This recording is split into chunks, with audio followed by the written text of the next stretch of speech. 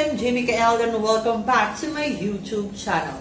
And for today's video, ipapakita ko sa inyo ang naging resulta sa low bed na aming ginawa.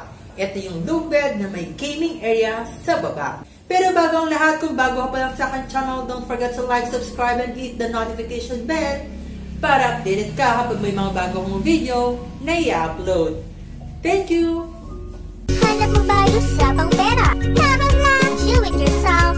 Room makeover. Shopping and Lazada haul. Ganito ang hanap mo, subscribe na and hit the bell. Ito ang Jamie Kael TV. Bago tayo magsimula, ipapakita ko muna sa inyo kung ano nga bang itsura ng kwartong to dati.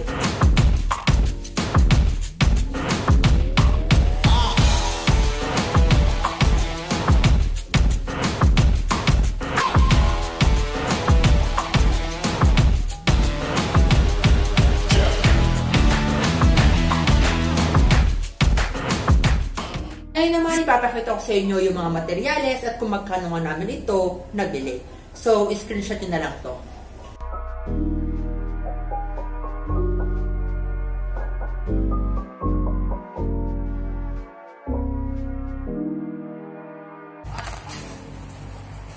Para kanino ka bumabangon?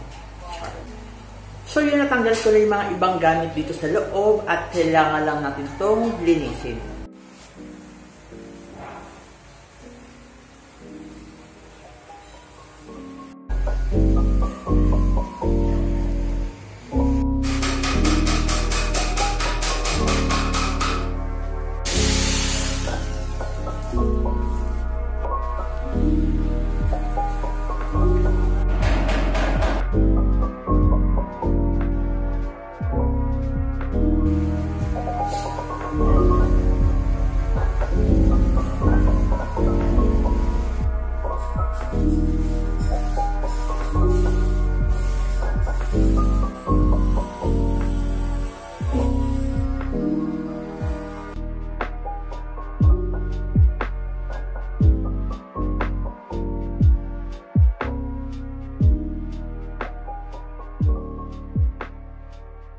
So, bago kami nagputol-putol ng mga kahoy, inalang muna namin yung taas at yung haba nito.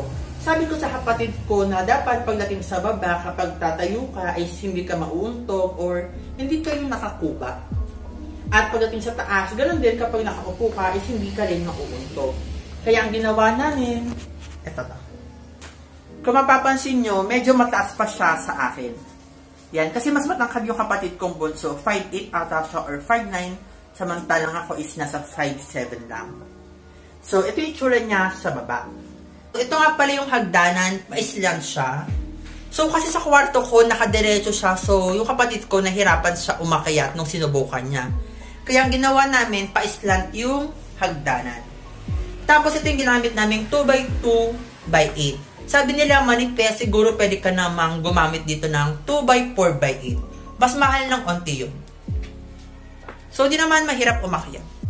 Di naman siya nasisira or gumagalaw.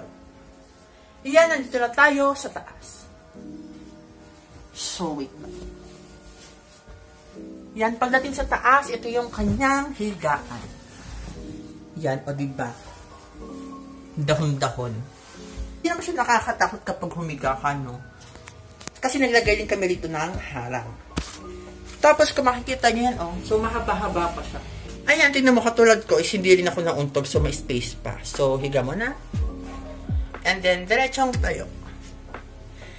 Yan. Kasi importante hindi ka mauntog dito kasi minsan di natin alam na diretso tayong tumatayo eh. Diretso tayong nakaganyan. Tapos, pag tanghali, is hindi naman siya ganun kainit. Tapos, kapag gabi, nag-aircon na lang yung kapatid ko kasi hindi abot ng electric fan. Ang kagandahan kapag loft bed ay yung space na matitipid mo. So, katulad niyan, ang daming space na natipid natin. Kaya, pwede pa tayo maglagay ng kung ano-ano dyan sa baba. Katulad dito, yan, blanco lang siya dahil gusto ng kapatid ko magpalagay dyan ng projector para dito sa gilid siya manonood.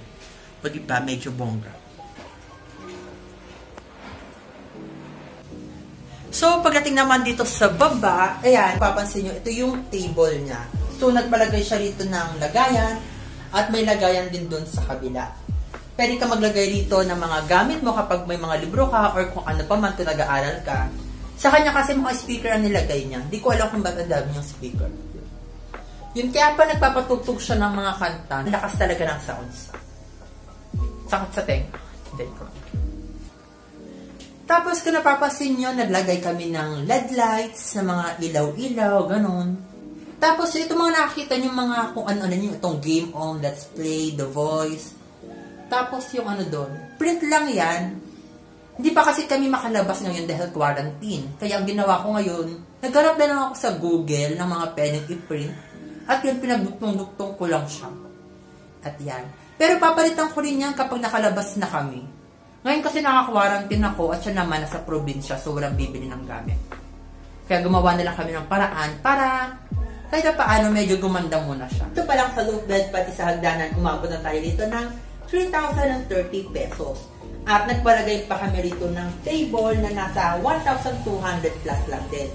Kaya sa kabuuan, nakaabot tayo rito ng 4,235 pesos. Materialis lang yun dahil wala naman kami binayarang labor. Balik kami lang ang nagtulong-tulong para magbuo ito. So ako, yung kapatid kong bunso, pati yung nanay ko. Sumuli din kami mga karpintero, kaya kung may budget naman kayo, pwede naman kayo magpagawa. So, abuti lang to ng 1 or 2 days. Kaya kung nagustuhan mo itong video na ito, don't forget to like and subscribe dahil marami pa tayong do-it-yourself haul na gagawin. Thank you!